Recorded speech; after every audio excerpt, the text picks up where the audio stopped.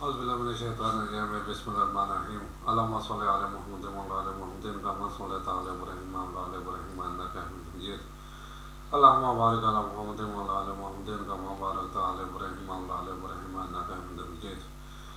नाज़रीन, एक नई वीडियो के साथ हाजिर खिदमत हूँ। आज मेरे एक दोस्त ने मुझ पर तनकीद की कि आप दुरूद शरीफ के बगैर जो है ना अपना वीडियो शुरू करते हैं। मैंने उसकी तनकीद का एहतराम किया और आज अपनी वीडियो अल्लाह के बाबरकत नाम के बाद दुरूद शरीफ के बाद शुरू कर रहा हूँ और उम्मीद करता हूँ कि आप मेरी इस वीडियो को पसंद करेंगे, शेयर करेंगे और कमेंट्स बॉक्स में जाके ज़रूर इस पर कमेंट्स करेंगे।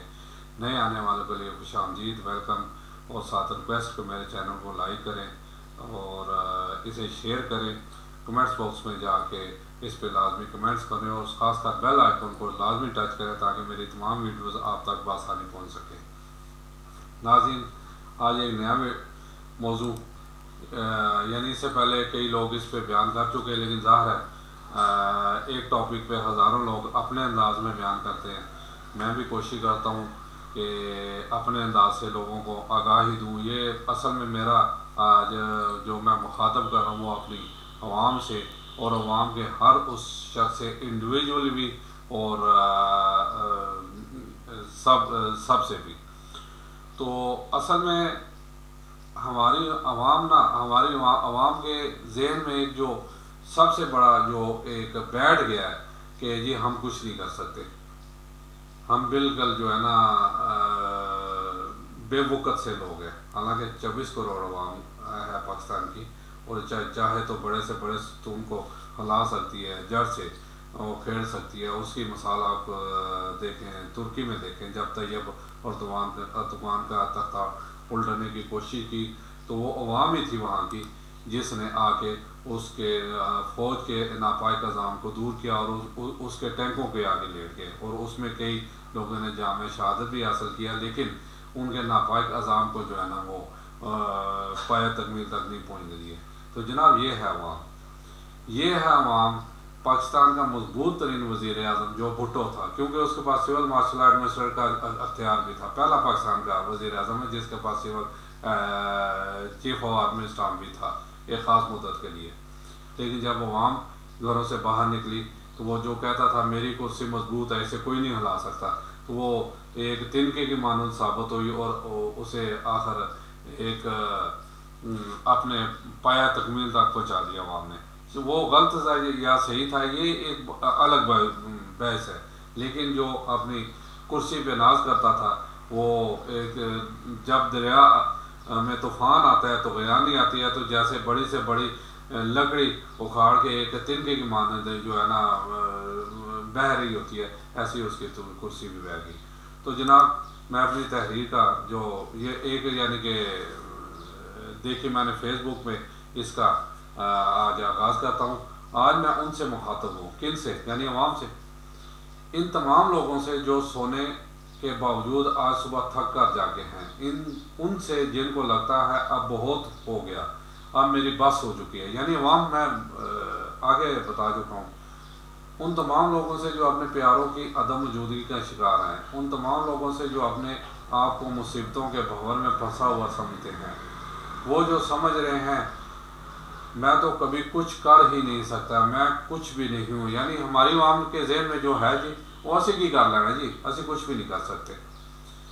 उन तमाम लोगों से जो खुद को हारा हुआ समझते हैं और जो चाहते हैं कि इनका दिन किसी और आसमान के नीचे चमके, उन सब से जिनके आंसू दिल के किनार पर फिसल जाते हैं, उन तमाम से जिनका गिला किसी ख़ास इंसान के जिक्र से बंद होने लगता है, उन तमाम लोगों से जिन्होंने ना चाहते हुए भी उन पर अपने दिल के दरवाजे हमेशा के लिए बंद किए होंगे, उन तमाम लोगों से जो नहीं जानते कि उन्हें अब क्या करना है, उन तमाम लोगों से जो बदले की आग में झुलस रहे हैं, जिनको लगता है वो किसी नाकर्दा गुनाह की सज़ा काट रहे हैं, उन तमाम लोगों से जो समझते हैं कि अब इस मुतजस्सस सरजमीन पर उनके लिए कोई जगह नहीं है और वो जो अपनी हिम्मत खो चुके हैं, आए मेरे साथ, हम सब एक साथ मिलकर रुकिए, एक लम्हे के लिए बामुश्किल एक सेकंड के लिए रुकें और अपने आप को महसूस कीजिए, अपने गोश्त पोश्त की गहराई, अपनी रगों में दौड़ते खून की रफ्तार पर गौर करें, हमारी हड्डियों की मजबूती, उस ताकत पर गौर करें, अपने दिल पर हाथ रखकर उसकी धड़कन को सुनें, अपनी सांसों को अपने सीने के अंदर महसूस करें, कैसा लगा।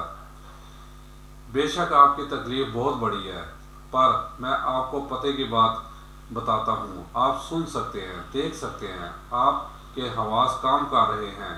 इसका मतलब है आपके अंदर नामुमकिन से आगे बढ़ने की सलाहियत है। आप अपनी आवाज़ से मदद को पुकार सकते हैं। आप अपनी आंखों से खूबसूरती को न सिर्फ देख सकते हैं बल्कि आप अपनी ज़बान से तारीफ भी कर सकते हैं। आप मदद का हाथ बढ़ा सकते हैं। उठें, आगे बढ़ें। कोई भी चीज़ तब तक हमें रुकी महसूस होती है जब तक हम उसे रुका हुआ समझते हैं। मुझे यकीन है आप कर सकते हैं और आप ज़रूर करेंगे इंशाअल्लाह। नई सुबह मुबारक हो। आपके लिए ढेरों दुआएं और प्यार। अल्लाह पाक आपको हिम्मत, हौसले और लामहदूद मोहब्बतों से नवाजे। आमीन। जी, ये है जी आज की तहरीर, बहुत खूबसूरत तहरीर। ये यकीन माने हमारी कौम को जगाने के लिए इससे बेहतरीन जो तहरीर नहीं हो सकती। असल में देखें, अब हम इतने दूर चले गए हैं, तो सबसे बड़ी बात है हमारे में जो कभी राब्ते होते थे, यानी एक मोहल्ले में, यानी आज से मैं 40 साल 50 साल पीछे चला जाऊं तो तकरीबन हर बंदा जानता था दूसरे को, ये फ़लाँ घर में रहता है, ये फ़लाँ घर में रहता है, ये फ़लाँ घर में रहता है। और उस वक्त लोग जो है ना वो बाशऊर होते थे, इतने मायूस नहीं होते थे जितने आजकल के दौर के हैं। और महल्ले में कोई भी ऐसा वाक़या अगर रूनमा होता था तो फ़ौरन वो यकजा हो जाते थे और उसके हल की तदबीरें सोचते थे, उसे हल करने की कोशिशें करते थे। एक छोटी सी मैं बात बताता हूँ कि हमारा मोहल्ला यानी गली नंबर 4 मोइज टाउन, ये सलामतपुरा के करीब, कल एक वाक़या पेश आया। ये पहला वाक़या नहीं है कि एक औरत पिछले 2 साल से इधर रह रही है और वो बच्चे उठाती थी। कल भी 2 बच्चे उठाए, उन बच्चों की और उन बच्चों के वालिदैन की खुशकिस्मती के वो पकड़े गए। और लेकिन महल्ले की देखें, सिर्फ क्या है, हमें एक दूसरे से रब्ता नहीं है। 2 साल से इस महल्ले में रह रही थी और ज़ाहिर है वो ये वारदातें कर रही थी। और 3 मंजिला मकान उसने अकेले, बकौल उसके साथ उसके 2 बेटे रहते थे, उसने लिया हुआ था और सारे वो घर का किराया दे रही थी ताकि कोई दूसरा करेगा तो उसे पता ना चल जाए कि ये कौन सा धंधा करती है। ये सिर्फ हमें जो आगाही कि अब पैदा ही नहीं की जाती, शऊर बेदार ही नहीं किया जाता, मोहल्ले में हमसाए में कौन रह रहा है कोई पता नहीं है। फिर हमारी गली में मोहसन साहब है, उनके घर में उनके किराएदार, ये तकरीबन 2 माह पहले की बात है, पुलिस आई पकड़ के ले गई। बाद में पता लगा जी वो भी इन्वॉल्व हैं ये मोबाइल चोरी और मुख्तलिफ वारदातों में। और फिर दूसरा वो मैनुशी भी आपने नीचे। लेकिन इसमें उस मालिक मकान का भी कसूर है, वो क्यों नहीं नज़र रखते थे। अब ऐसे जो ये कल औरत पकड़ी गई है, ये प्रॉपर्टी डीलर ने ये मकान लेके गया, तो उस प्रॉपर्टी डीलर ने तहकीक क्यों नहीं की कि ये किस टाइप की औरत है। और ये मैं आप लोगों को बता दूं कि चौधरी निसार के ज़माने में, पिछली ये मुस्लिम लीग नून का दौर था, उसमें जब बहुत ज़्यादा ये बम ब्लास्ट होने शुरू हो गए और ख़ुदकुश धमाके होने शुरू हो गए, तो उसमें उन्होंने कानून पास किया हुआ है कि यानी मैं अपना मकान खुद अपनी मर्ज़ी से नहीं दे सकता। इस इलाके जो भी रीज़नेबल प्रॉपर्टी डीलर है, पुराना ज़िम्मेदार, वो मेरा मकान किराए पे दे और उस किराएदार की सारी जिम्मेदारी उस प्रॉपर्टी डीलर पे होगी है। अगर वो कोई भी ऐसा काम, जैसे वो औरत पकड़ी गई है, करता है तो उसकी जिम्मेदारी जो है ना वो प्रॉपर्टी डीलर को होगी कि कानून उसे गिरफ्तार करेगा। ये कानून पास है जनाब, लेकिन हमें इसका पता ही नहीं है। मसला क्या है कि हम कोशिश ही नहीं करते। अब यहाँ पे तकरीबन मैंने 30-35 बंदों का, बल्कि 40 के करीब एक ग्रुप बनाया हुआ है और यकीन माने अभी तक वो रिज़ल्ट मुझे नहीं मिल रहा कि यानी कि उस ग्रुप से लोग, नंबर तो हैं ग्रुप में अटैच तो हैं, लेकिन मैसेज जो है ना, उसका मैसेज का जवाब अभी कहते हैं कि टाइम ही नहीं है। ये सबसे हमारी नेग्लिजेंसी है जिसकी वजह से फिर ऐसे लोग जो है ना वारदाती है जो फ़ायदा उठाते हैं। और सबसे बड़ी बात कि पिछले 75 सालों से हमारे साथ क्या हो रहा है, हमें यानी लाशऊरी का, मैं तो अब कहता हूँ शऊरी तौर पे हम इस तरफ आना ही नहीं चाहते कि हम ये निज़ाम चेंज कर सकें। और खुदा की कसम जब तक हम खुद अपने आप को चेंज नहीं करेंगे और ये सोचने पे कम से कम ये मजबूर नहीं होंगे कि हम ये निज़ाम चेंज कर सकते हैं, जिस दिन हमने घरों से बाहर निकल के इसके ख़िलाफ़ आवाज़ उठाई वो पहला दिन होगा निज़ाम चेंज होने का। अब देख लें, बात ये है, असल में मसला ये है कि मैं फ़िलहाल किसी पार्टी के हाथ में नहीं हूँ, कोई ऐसी पार्टी नहीं है जो इस मुल्क को बचा सके, लेकिन निज़ाम को कैसे चेंज करना है कि हम बाहर निकलेंगे। अब आगे इलेक्शन आ रहे हैं, मैं बार बार कह रहा हूँ कि कम अज़ कम परखेंगे उन 10-12 बंदों में से कौन सा एक बंदा है जो असम्बली में जाके इस पाकिस्तान के फ़ायदे की बात करे, जो ना बिके ना झुके ना डरे और जो अपने आप को बेचे ना। जैसे MPA भी जब उधर सौदेबाजी होती है असम्बली में अपने आप को करोड़ों में अरबों में बेच देते हैं, ऐसा ना हो। और यकीन माने 10-12 में एक आदमी मिल जाएगा, बिलफर्ज नहीं मिलता तो भाई मैं तो ये अब कहता हूँ अपने वोट को ज़ाया कर दें और सिविल नाफरमानी तहरीक का आगाज़ कर दें, फिर जाके चेंज होगा ये निज़ाम हमारा। असल में हुकूमतों के बदलने से पाकिस्तान का मसला नहीं है, 75 साल से हमारी हुकूमतें बदल ही रही हैं। और फिर इंडिया के वो क्या नाम है, गांधी ने शायद कहा था कि नेहरू ने कि इतनी जल्दी हम अपनी धोती नहीं बदलते जितनी जल्दी पाकिस्तान का वज़ीर आज़म चेंज हो जाता है। बात तो ठीक है, ज़्यादातर वज़ीर आज़म ने कहाँ तक अपना टेन्योर पूरा किया है, 2 साल या 3 साल, यानी 40 महीने 45 महीने या 50 महीने, उसके बाद फारग नया वज़ीर आज़म। ये क्यों हो रहा है? और यकीन माने कि मैंने कल भी कहा था कि मैं अब ये एक शुरू करने लगा हूँ सीरियल, 6-7 किस्तों पे हुआ करूँगी, जिस बल्कि कह लें कि चीफ ऑफ आर्मी स्टाफ तो ये 17वां चीफ ऑफ आर्मी स्टाफ है हमारा, तो इसकी तो 17 किस्तें होंगी, जितने चीफ जस्टिस हैं उनकी उतनी किस्तें होंगी, फिर ऐसे ही जितने वज़ीर आज़म, जितने सदर, जितने स्पीकर, मैं इंशाल्लाह आस्ता आस्ता इन पर आप जो है ना वीडियोज़ बनाऊँगा। और बताने लगा कि जब आसफ नवाज जंजवा जो हमारा चीफ ऑफ आर्मी स्टाफ बना, फौत हो गया, अल्लाह जन्नत नसीब करे, एक बंदे का वोट भी उसके हाथ में नहीं था, ना नवाज शरीफ वज़ीर आज़म था, ना ग़ुलाम इसाक़ खान सदर था, और हत्ता कि उससे पहले असलम बेग वो भी चाहता था कि ये अपना हमीद गुल जो है ना मेरा जानशीन बने। फिर तालिबान का उस वक्त का सरबराह वो भी चाहता था कि हमीद गुल, और वाकई हमीद गुल एक अच्छा साबित हो सकता था, उस पर बना दिया जाता, लेकिन उसे ना बनाया गया। क्यों? अमेरिका वादा नहीं चाहता था। वो इसका जो उस वक्त का जो वज़ीर ख़ारजा था वो उसे हमीद गुल की जगह सद्दाम गुल कहता था। उसने ये सारी, यानी देखे पाकिस्तान की पूरी एलीट, पूरी अशराफिया जिसे बनाना चाहते, सिर्फ एक अमेरिका बहादुर जो है ना मदाखलत करके उसे नहीं बनने दिया। यानी इतना वो हमारे मुल्क में दखल अंदाजी कर रहा है। क्यों? फिर कैसे कहते हैं जी हम खुद मुख्तार हैं, हम आज़ाद हैं। अरे भैया, हम गुलाम दर गुलाम, गुलाम दर गुलाम, गुलाम दर गुलाम है। वजह क्या है कि ऐसे हमने हाथ किया हुआ है। जिस दिन ये हाथ हमने छोड़ दिया ना ऐसे करना, जिस दिन हमने अपने आप को पहचान लिया, जिस दिन हमारे जेल में ये बात आ गई कि हम गुलाम नहीं हैं, ना हम कौम गुलाम है, ना हमारी हुकूमतें गुलाम है, उस दिन तब्दीली आ जाएगी। जिस दिन हमने ऐसे करना छोड़ दिया, भीख मांगना छोड़ दिया, तो उस दिन से निज़ाम चेंज होएगा। इस बात से मैं ये वज़ीर आज़म हमारे मौजूदा शहबाज शरीफ, इससे बिल्कुल एग्री हूँ, 110% एग्री हूँ कि बेगर्स कांट चूज़र।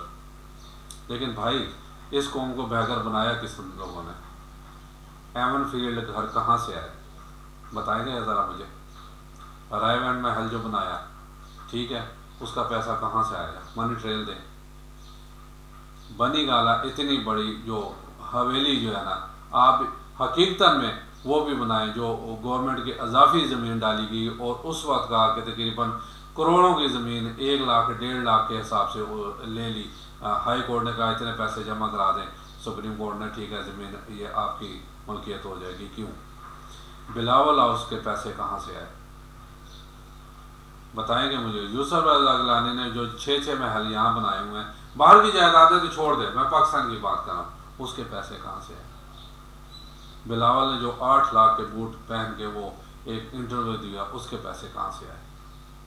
और फिर इसके साथ इंतहाई माजर के साथ जैसे बाजवा ने अपने असासे डिक्लेयर किए, चलो डिक्लेयर, वो पैसे क्या सारे लीगल हैं? क्या बताएंगे वो? हमारे जस्टिस साहबान जिनकी जायदादें बाहर हैं, वो बताएंगे वो पैसे कहाँ से आए? ब्यूरोक्रेट, हमारे सियासतदान।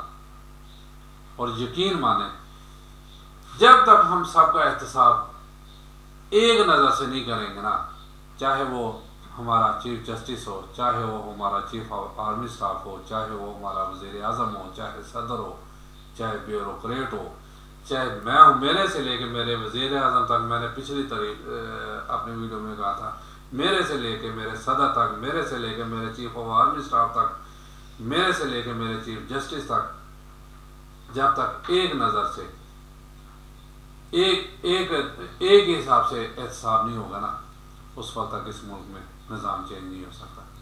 इस पे ज़रा सोचिएगा और यकीन माने कि हम लोगों के कहने पे, सियासतदानों के कहने पे, अब कल मैं गया हूँ हमशीरा की तरफ, मैं अपने भाई के साथ, और हमशीरा भी लेके गढ़ी शाह हबीबुल्ला रोड पे जो रहती हैं, और यकीन माने वो तकरीबन 15 मिनट का सफ़र हमने 1-1.5 घंटे में तय किया। क्यों? रास्ते में कंटेनर रखे हुए थे, इमरान खान साहब ने वो कॉल दी हुई थी कि जी अपना लॉन्ग मार्च करना है। लॉन्ग मार्च तो खैर नहीं था, वह दादा साहब तक एक रैली निकालनी थी, बाद में बहरहाल वो भी उन्होंने कैंसिल कर दी। लेकिन गवर्नमेंट ने जो है ना अपना, पहले तो मैं गवर्नमेंट पूछता हूँ, भैया आपने कंटेनर लगा के लोगों को क्यों तंग किया? अगर वो पुरअमन रैली निकालना चाहते हैं तो निकालने दें। हाँ, अगर पुरतशद्दुद निकालना चाहते हैं तो फिर आपको राइट है कि उन पर तशद्दुद करें, लेकिन अगर पुरअमन निकालना चाहते हैं तो उनका राइट है। आप लोगों ने भी तब निकाली, यहाँ से इस्लामाबाद तक के सफ़र किया ही है ना, आप लोग भी तो जाते ही रहे, फिर उन्हें भी निकालने दें, लेकिन पुरअमन। जो ज़रा भी फसाद करने की कोशिश करता है उन्हें उल्टा लटका दें। वो चाहे, मैं तो आगे कहता हूँ, चाहे इमरान खान साहब हो, चाहे शहबाज शरीफ हो, चाहे नवाज शरीफ हो, और चाहे चीफ जस्टिस हो, चाहे चीफ ऑफ आर्मी स्टाफ हो, इस कानून की बाला तरी होनी चाहिए उस मुल्क में, ना कि किसी एक फ़र्द वाहिद की। हम लोगों ने यानी कानून को बांट दिया मुख्तलिफ हिसाब से, वो कैटेगरी के हिसाब से, फिर उसका नबी करीम सल्लल्लाहु अलैहि वसल्लम का हदीस जहन में रखें। तो जो एक औरत चोरी के इल्ज़ाम में आई, तो वो एक मुअज़्ज़ज़ कबीले की मुअज़्ज़ज़ औरत थी, तो सहाबा ने जब आके आपसे उसकी सिफारिश की तो आप जाहो जलाल में आ गए, आपका चेहरा सुर्ख हो गया, और आपने कहा कि अल्लाह की कसम, इस औरत की जगह अगर मेरी बेटी फातिमा भी होती मैं उसके भी हाथ काटने का हुक्म देता। आप लोगों से पहले वो कौम इसीलिए तबाह हुई कि अगर कोई बड़ा चोरी के इल्ज़ाम में या किसी जुर्म में आ जाता तो उसके साथ रियायत बढ़ती जाती, अगर कोई गरीब आ जाता तो उसे पूरी सज़ा दी जाती। आज भी यही हो रहा है। आज भी बंदे को देख के उसके हिसाब से क्या इंतहाई माज़े के साथ कानून के फ़ैसले नहीं बदले जाते। एक जगह मुजरम को सज़ाए मौत दी जाती है तो आगे जाके उसे उम्र कैद में तब्दील कर जाती है, और उससे अगली स्टेज में उसे बरी कर दिया जाता है। क्या ये चीज़ नहीं हुई पाकिस्तान में? क्या ऐसे फैसले नहीं हुए कि ज़बरदस्ती जो है ना, इसे दीद दिलवा के, ज़बरदस्ती की दीद दिलवा के तो और मुजरम को छोड़ दिया गया? क्या ऐसे फैसले इस मुल्क में नहीं हुए? खुदारा उठिए अपने हक़ के लिए, अपने बच्चों के हक़ के लिए। अगर इस मुल्क को कायम दायम रखना है, अगर इस मुल्क में खुशहाली लानी है, यकीन माने, कल मैं एक वीडियो देख रहा था, बात तो फतेह की थी, वो बंदा कर रहा था कनाडा में, मेरा ख्याल है उसकी कैब कंपनी है, यानी टैक्सियों की कंपनी है, वो ख़ुद भी टैक्सी चलाता है और टैक्सियाँ किराए पे दी हुई हैं। वो कह रहा था कि आज जो बंदा मेरी टैक्सी में बैठ के आया वो वहाँ का वज़ीर तालीम था, उसकी अपनी कोई गाड़ी, उसे कोई सहूलत दी नहीं गई, वो टैक्सी पे आया इजलास अटेंड करने। और यहाँ एक हमारा आम कौंसलर, उसके पास इतनी कीमती करोड़ों की गाड़ी उसके पास होती है, वो कहाँ से आती है? सोचने वाली बात है। आप वज़ीर आज़म और सदर, चीफ जस्टिस और चीफ ऑफ आर्मी स्टाफ तो छोड़ ही देना, उनके पास तो इतनी लग्जरीज गाड़ियाँ उनके गैराजों में 10-10 खड़ी हैं। महल्लात जितने रेस्ट हाउस जहाँ वो जाके 4 दिन अय्याशी करके वापस आ जाते हैं। खुदा इस गरीब अवाम पे तरस खाए, और सबसे पहले गरीब अवाम खुद अपने पे तरस खाए, वरना दूसरे तो कोई नहीं खाएंगे। ज़रा सोचिएगा इस पे। इजाज़त चाहता हूँ। अस्सलाम वालेकुम वरहमतुल्लाहि वबरकातुहू।